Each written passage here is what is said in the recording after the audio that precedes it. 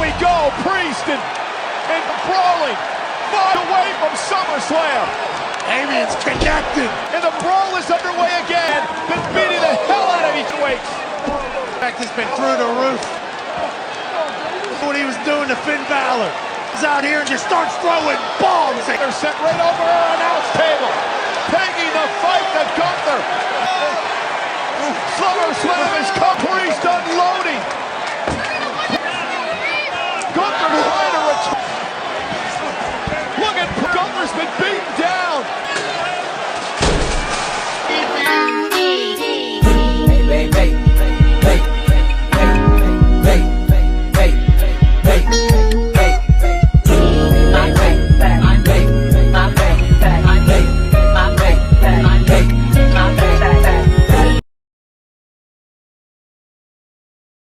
Hey, what's going on YouTube land? It's your boy TJ and welcome to my YouTube channel Wrestling Nostalgia, where I give my reviews on WWE shows and PLE events. And today we are going to be reviewing Raw July 29th, 2024. But before I get into my review, just go ahead and give that thumbs up, a like, helps push my video through the algorithm. Without further ado, let me go ahead and get into my review. So we open up Raw with Seth freaking Rollins, and this kind of ran on for like 20 minutes, so I'm going to condense it because it was like a lot to compact. Seth Rollins comes out, and as we all know, he is the referee for the Drew McIntyre versus CM Punk match.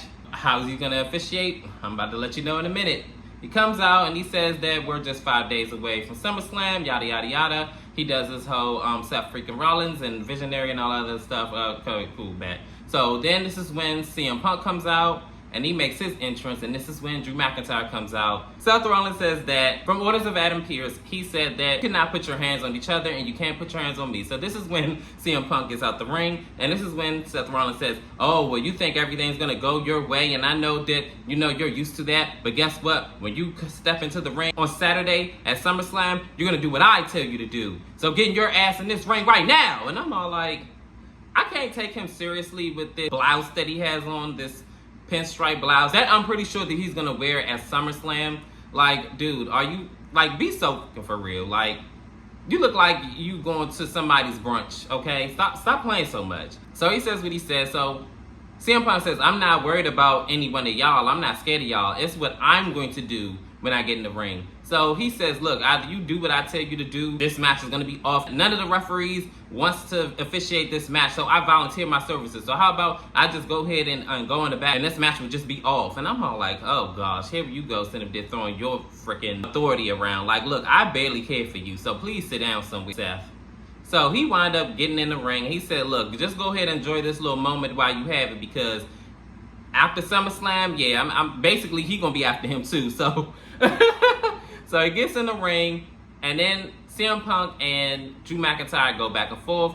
Drew McIntyre says that at SummerSlam, like, I really could do this for free, but I'm gonna get paid like a lot of money to go ahead and destroy you at SummerSlam. I'm not gonna stop until your heart does. And I'm all like, oh, did you just say that you gonna go ahead and X him out of this world, boy? What?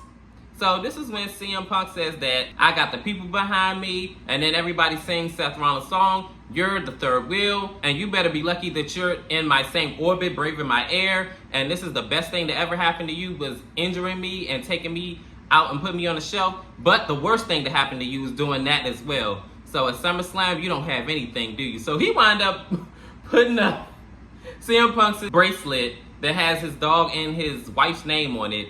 And CM Punk looked like he was just going to go ahead and just lose and blow a casket and go ahead and just say F this match. But he said, you know what?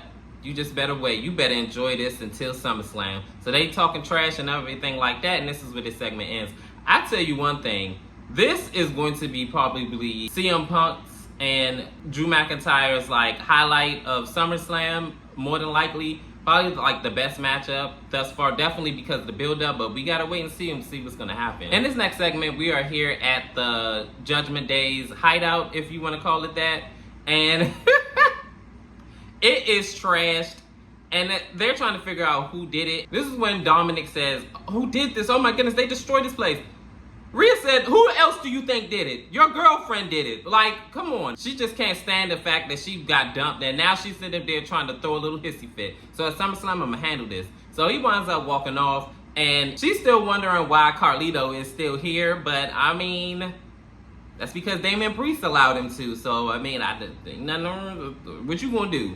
So, we're gonna see what's gonna happen on later on tonight, but it looks like Rhea is pissed off. I like that little black see-through number that she has on. It looks really good on her, but we're gonna see what's gonna happen on later on tonight. It looks like she's gonna be up on a mission, okay? In this next matchup, it is the Creed Brothers versus the Alpha Academy. In this matchup, it already starts off with one of the Creed Brothers and the Alpha members like going at each other and punching each other and everything like that. They just is swinging, brawling, and then this is where Otis gets the best of one of the Creed Brothers, and then after this, Tozawa gets the tag, and then he gets a little offense in, but to no avail. He winds up getting beat up after a while, and then when we get onto the commercial break, they're still going on. Both the Creed Brothers wind up doing a double team move on Otis, and wind up taking him out 1, 2, 3, and they win this match. After the match, this is when Otis gets a beat down briefly,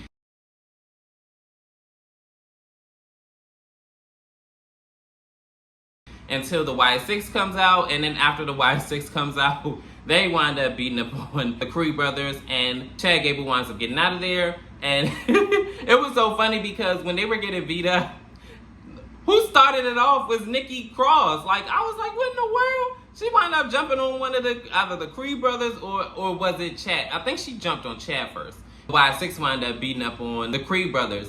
So then Chad Gable wound up getting out of there, but he runs into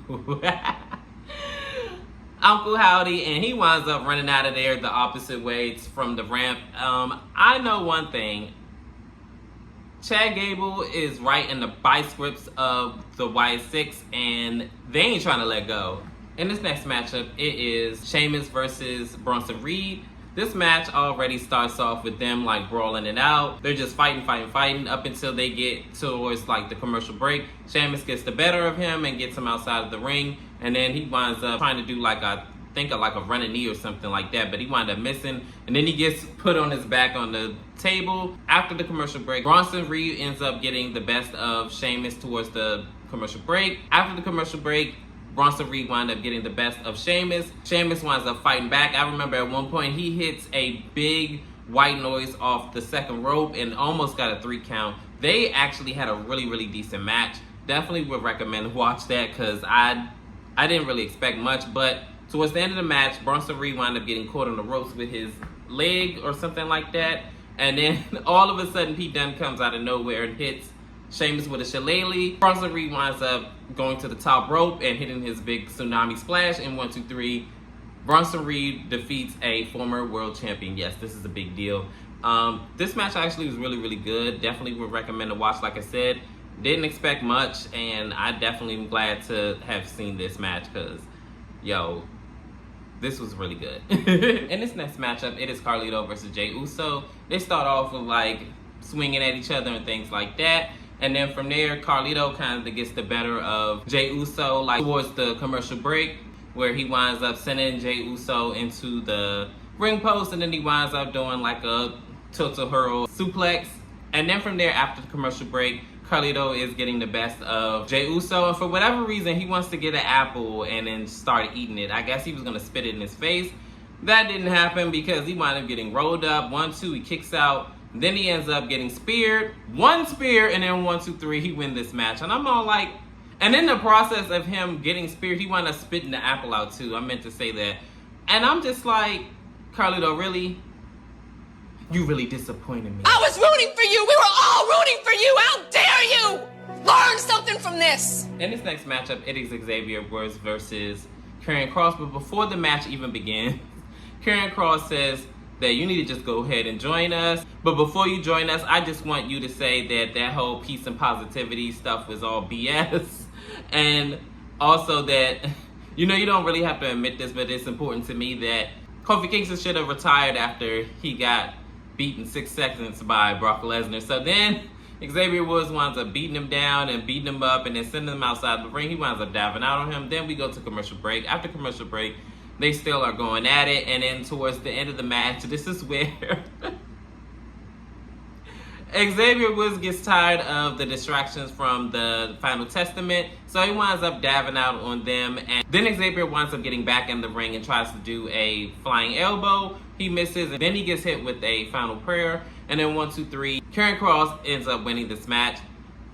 like I said before, and I'm probably not going to say it anymore after this, either Kofi Kingston or Xavier Woods needs to go ahead and turn heel. Either one can do for a character change, honestly, and I'm just tired of this whole thing dragging on. Like, this has been going on for about, what, 2 months? Hang it up. Like, I don't know if it's going to happen at SummerSlam, pre-show, I don't care. Like, just let it happen and just let's be done with it, because it's just no point in doing this anymore. Sorry. The New Day have peaked, and I don't care to see them together anymore. Sorry. Unpopular opinion. In this next matchup, it is Sami Zayn versus Dominic Mysterio. Dominic Mysterio is teasing Sami, and he's just like, you know, taunting and everything like that. They kind of play a little keep away, and Sami Zayn winds up throwing him out the ring. Then he winds up dabbing out on him. We go to commercial break. After commercial break, they're still going back and forth, and this is when the Judgment Day comes out. And after the Judgment Day comes out, it looked like Sami was about to close in on a victory on Dominic Mysterio, but no. The Judgment Day winds up beating up on Sami Zayn right before he can get a 3 count on Dominic Mysterio. And they're beating him up until Jey Uso comes out and helps Sami Zayn out. Looked like he was going to dive out on Judgment Day, but he winds up getting beat up by Braun Breaker. And then Braun Breaker looks like he's about to do another spear, but he winds up getting kicked. And then Sami tried to set him up for a haluva kick, but he winds up missing that. And he rolls out of the ring, Braun Breaker does. But then Braun Breaker winds up getting back in the ring and getting haluva kicked anyway out of the ring. And then he got stuck on the ropes. In this next matchup, it is a 6-woman tag match. It is Sonya Deville, Zoe Stark, Shayna Baszler versus Katana, Kaden, and La Valkyria. So this match starts off with, I believe it was Sonya and Lara. They mix it up in the ring in the standard third. And I believe towards the commercial break, Lara wound up getting the best of Sonya Deville, and then towards like the end of the match, because I'm not really invested in this match. I'm tired of them fighting each other. So anyways, it was like a lot of chaos going on, and this is where it was Zoe Stark and I believe it was Katana Chance, and Zoe Stark winds up hitting her Z360, and 1, 2, 3, she picks up a big win for her 6-woman tag match.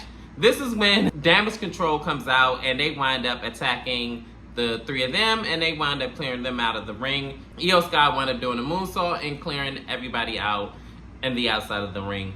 I don't know what this is going to lead to, but I hope the whole Katana, Kaden, and Lara thing is done with the 3 of them, because I just got very bored. And finally, we are here at our main event. It is Finn Balor versus Gunther. Man, they started off with collar knuckle tie-up, and then they kind of were trying to like jock for position in wrestling holes and this, that, and the third. And then they kind of chopped each other, and they just kept like battling back and forth with like fists and things like that. Then all of a sudden, Finn Balor gets a boot to the face by Gunther, and then we go to commercial break. After commercial break, they're still battling back and forth, and it looked like Finn Balor was about to go and close this match off with a coup de grace, and it looked like he just couldn't get it done. I believe Gunther tried like 2, maybe 3 times to do like a sleeper hold, and the third time when he got it in, he wound up putting Finn Balor to sleep, and Gunther wound up winning with a knockout, making him the winner. But he was not trying to let go of the hold like at all. He was just like still trying to, I guess, prove something to Damian Priest, which is his opponent at SummerSlam. Speaking of which, he wound up coming out and beating up Gunther once again, and he is on top of him, like beating him up all over the announcer's table. I believe he was beating him up in the ring as well. Like, he just was not playing with Gunther like at all, and this is where we end the segment. And Raw was kind of like okay, but like this ending really was like really good. But overall, it was a really good show. Comment down below, how did you feel about Raw? Did you like it? Did you love it? Could have been better? Leave it in the comments, and as always, like, share, and subscribe, and help me grow this channel. It is greatly appreciated. And peace. TJ, I'm out.